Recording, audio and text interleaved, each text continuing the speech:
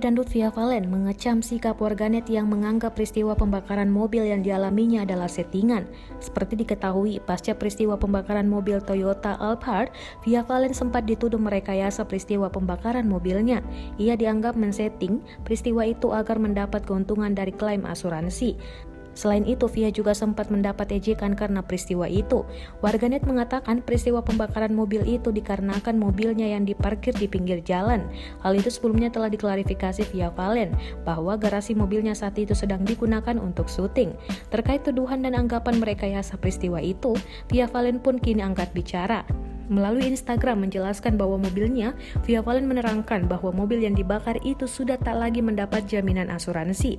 Hal itu lantaran masa asuransinya sudah berakhir pada bulan Mei lalu dan ia belum sempat memperpanjang asuransi. Mobil itu ia beli secara tunai hasil tabungan manggungnya selama ini. Selain membeli cash, mobil itu ia asuransikan selama 2 tahun dan berakhir pada bulan Mei kemarin.